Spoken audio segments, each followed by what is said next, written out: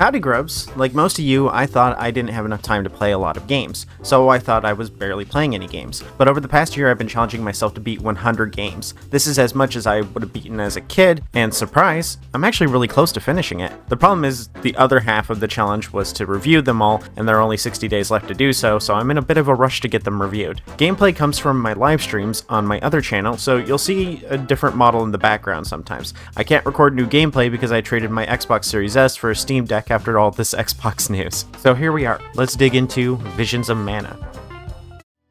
I've been a fan of the Mana series since the GBA and played Sword of Mana. It was a modern remake of the first Mana game called Final Fantasy Adventure. I never played much Game Boy Original as I didn't get my first handheld until the GBC and Pokemon Red. Sword of Mana was great though. It was my first time with an action RPG. I had assumed that until this point that RPGs could only be turn-based, but Sword had me hooked. This series is what also got me into Kingdom Hearts because of exposing me to action RPGs in the first place, and by extension, the Final Fantasy series because they're all made by Square. I got Children of Mana and a bunch of other similar games, but then there was a really long pause. Friends of Mana was a phone game. I didn't get my first phone until I was 19, and it was a flip phone. Heroes of Mana was an RTS. I still don't like RTS games. 4 years of nothing after that, then Circle of Mana, another phone game. Rise of Mana, another phone game. Adventures of Mana, another phone game. Then finally, Collection of Mana. Not a new entry, just 3 Mana games in one. I got it immediately because it had Trials of Mana, which was a previously unreleased game in the US. Then it was a Secret of Mana remake. I already played the original, I wasn't gonna get that. But after that, Trials of Mana came out. Trials was pretty decent. You can tell it was rushed though. This was a test to see if the community still wanted a new Mana game. I didn't play Trials on Collection of Mana, still haven't.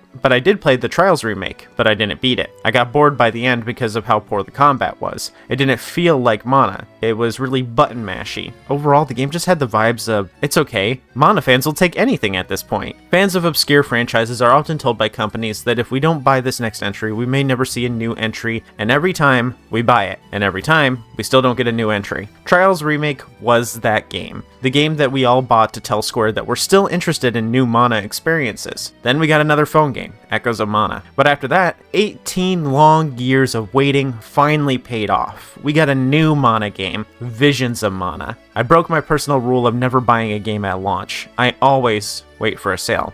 How was it? Here's my review for it.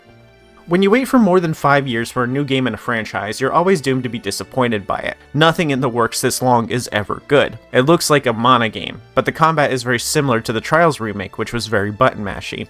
This is a series that I don't think personally translates very well into 3D. All making it 3D did was give them an opportunity to Genshin Impact it, and boy does it play like Genshin Impact. Combat was soft but flashy and lacked impact. At times feeling like I was chopping down a tree with a butter knife. The story is at least decent, albeit trope-ridden. The story is the one that you've heard 1,000 times. A boy is picked to be the guardian of a girl who's going on a pilgrimage to pick up other people like her from the major towns. In the end, all of them are going to be sacrificed to the Tree of Mana to keep it fed. This selection process is done every 4 years, and if one of the sacrifices can't make it to the tree, then their town will be doomed and destroyed. Then when no more can be sacrificed, the entire world will be doomed. As we go, we see volcanoes exploding, failed towns half buried in sand, or entirely vacant and destroyed by the surrounding tundra. Even though we know all of our friends will be sacrificed and we will never see them again, the Guardian Val remains cheerful and happy, basking in the honor of his duty. As time goes on, the predictable happens. Val falls in love with Hina,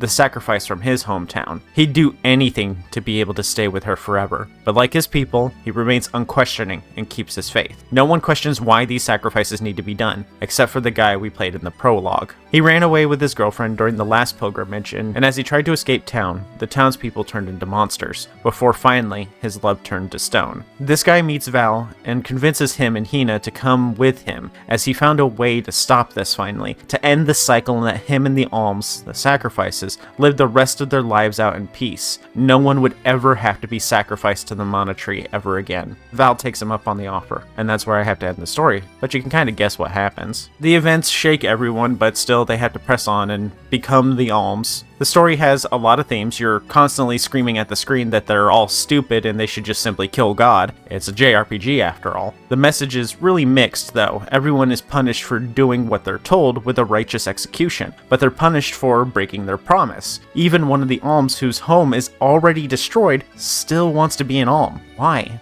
It's not like he has a home to go back to. Would he not prefer to live the rest of his short life with his remaining family? No, apparently. The story is also about loss, coming to terms with it, moving on, honoring the dead, and finding joy when you know that the end is coming. Its themes are all emotionally heavy, but everything is covered in this thin veil of smiles and bright colors. It's kind of like real life. It's about the masks that we put on and the mask that Val wears throughout. He's suffering, but he has a duty, and everyone else is relying on him. It's just as much about sacrifice and loss as it is about the burden of responsibility and duty. But god damn it, is it frustrating to see Val joking and happy constantly.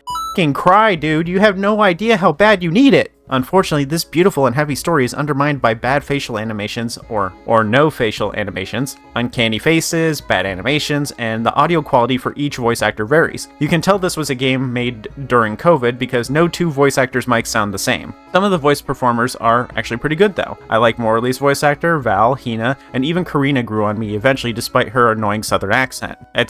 Look, nothing against people with southern accents. It doesn't fit the character, I don't think. I get what they're going for because in Japan they have a south of their own. Well, they have a southern accent of their own. It's people from rural areas. They have that southern twang too. And they try to do that with Karina by using an American southern accent, and it doesn't fit because the whole Japanese vibes, traditional Japanese vibes of that area, so it just doesn't fit with the character, but I digress. It's about time you showed up, Sylphid. The game is good about making you feel things. Every character left a distinct impact on me in some form or shape. But yeah, the story is super frustrating. No one questions why the sacrifices need to be done. The people against the sacrifices are seen as evil and selfish, but it really does make our world's norms clash with their own. Some of the characters like Val are just dedicated to being stupid and subservient. The boy has never had an original thought in his life. And of course he doesn't, because the moment he does have an original thought, he gets punished for it. Everyone gets punished for it. The last half of the game is pretty heavily padded by having you fight the real big bad and his pets. I can't go into detail because it's very easy to spoil this game by accident. The combat is decent in spite of its Genshin-ness. The elements, costumes, and RPG mechanics are really good. Like, every character can equip an element and it changes their role in combat. Then each of those elements have skill unlocks. The game is also beautiful. The team AI is actually good, and the lore is also good. I think it just struggles to translate to the world of 3D gaming. Maybe if Square didn't take an 18-year break from the core entries, they would have had time to iron out the issues over multiple releases, instead of having people anticipate a game that would have never come out great. My expectations are obviously higher than other people due to my attachment to the series. I think most people would like the combat perfectly fine. The story is good. Had I heard this story as a kid, I would have loved it, no doubt. But I'm 34, and I've heard this story 1,000 times now. Aging has made me cynical. It's a perfectly acceptable entry to the Mana series, and I think you'd probably like it if you got it on sale. It's only 34 hours long, which is on the short side for a JRPG. There isn't any grinding at all, so that's awesome. The last half feels padded, but they use the first half as basically set up for the villain. It's not a bad game, it's just not a great game to a longtime fan. It's absolutely not worth $70. You can tell the game was reaching the end of its crunch in the last half of the game, and was pushing it really close to release. If you played this already, please don't spoil it for the people in the comments. I think the story is still worth playing the game for. You can see why this one got its own video. It's a little long, but that's it. Thanks for watching. Remember to tip your mole. I take likes, subscribes, and the souls of 8 innocent people that I'll consume to grow more powerful. Don't question it. You have to do it because I said so. Now if you excuse me, I need to go slumber for 1,000 years and ignore all your problems while I eat those tasty souls. Bye.